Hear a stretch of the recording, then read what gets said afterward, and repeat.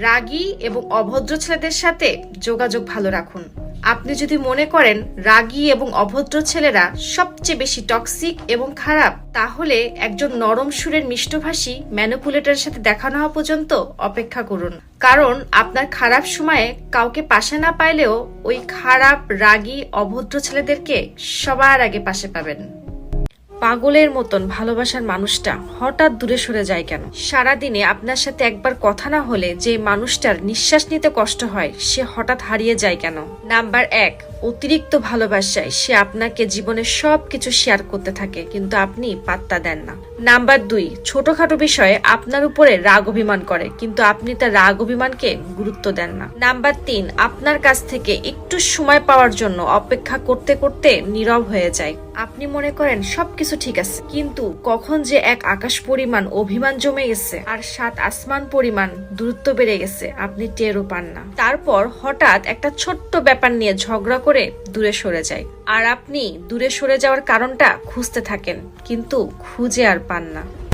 যে ছেলেটা ঘুম থেকে সকাল 10টায় উঠতো, সেই ছেলেটাই এখন ভোর 5টায় উঠে কাজে চলে যায়। খাবার নিয়ে মায়ের সাথে ঝগড়া করা ছেলেটা আজ চুপচাপ যা পায় তাই খেয়ে নেয়। যে ছেলেটা স্কুলে, কলেজে, বিয়ে বাড়িতে সবাইকে আনন্দ দিয়ে মাতিয়ে রাখতো, সে আজকে ঈদের দিনও চুপচাপ বসে থাকে। যে ছেলেটা বাবার কাছে সব বিষয়ে বায়না করত, সেই ছেলেটাই একটা শার্ট কিনতে গিয়ে বাবাকে বলে, বাবা তুমি নাও, আমার লাগবে না। পরিবারের ছোট ছেলেরা, সে তো স্যাক্রিফাইসের ডিগ্রি নিয়ে জন্ম নেয়, কত স্বপ্ন, কত ইচ্ছা পরিবারের দিকে তাকিয়ে ত্যাগ করে ফেলে, আর হাজারো কষ্টের মাঝে মুখে হাসি রাখে।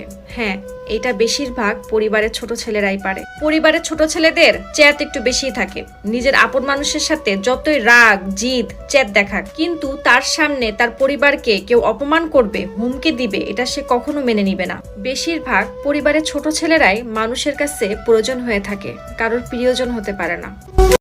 পুরুষের অভিমান বুঝলে ভালোবাসা বাড়ে, আর না বুঝলে বাড়ে দূরত্ব। পুরুষের কান্নার আওয়াজ হয়তো খুবই কম, কিন্তু গভীরতা অনেক বেশি। না বুঝে ঘরের মানুষ, না বুঝে প্রিয় মানুষ। পুরুষের মুখ দেখে যদি তার কষ্ট বুঝতে না পারেন, তাহলে আপনি তার ভালোবাসা পাওয়ার যোগ্য নন। কারণ পুরুষ পাথর হয়ে সব সহ্য করে, প্রকাশ করে না। সব নারীরা পুরুষের কষ্ট বোঝে না, আর যে নারী বোঝে সে তার শখের পুরুষকে কখনোই কষ্ট দেয় না। পুরুষ খুব বেশি কষ্ট না পেলে কাঁদে না, আর যদি কাঁদে সেটা ছলনার পানি নয়, কষ্টের পানি। পুরুষের কান্না যদি 10টা নারীকে ভাগ করে দেওয়া হয়, তাহলে একটা নারী তার কষ্টের সেই পানির ওজন এবং ব্যাখ্যা বহন করতে পারবে না। পুরুষ মানুষের কখনো শান্তি থাকে না, নিত্য নতুন সমস্যা আর ভিন্ন ভিন্ন পরিকল্পনা নিয়ে বাঁচতে হয়। পুরুষদের জীবন গল্পের মতন সহজ নয়। একটা পুরুষ 2 জায়গায় সুখ খোঁজে, 1 তার পরিবারের কাছে, 2 তার প্রিয় মানুষটার কাছে। ছেলেরা সব পারে, কিন্তু তাদের ব্যথাগুলো কাউকে দেখাইতে পারে না। তাদের কষ্টগুলো কিছুটা দেওয়াল শোনে আর কিছুটা আয়না দেখে। পুরুষ কখনো কান্না করে না, যদিও করে নিজের জন্য না, হয়তো পরিবারের জন্য, নয়তো প্রিয় মানুষটার জন্য। এই পৃথিবীতে ছেলেরা হচ্ছে সবচেয়ে বড় অভিনেতা, কারণ তারা বুকের ভিতরে হাজারো লক্ষ কষ্ট পুঁতে রেখে মুখে হাসি নিয়ে চলে। কারণ সে জানে আজকে যদি আমি ভেঙে পড়ি, তাহলে আমার পুরো পরিবারটা অস্তিত্বহীন হয়ে যাবে। ছেলেরা পৃথিবীতে সবকিছু করার অধিকার পেয়েছে, কিন্তু চিৎকার করে কান্না করার অধিকার পায় নাই। পুরুষকে বুঝতে হলে পুরুষের নীরবতাকে বুঝতে হবে, না হলে পুরুষের গভীরে কখনোই পৌঁছাতে পারবেন না।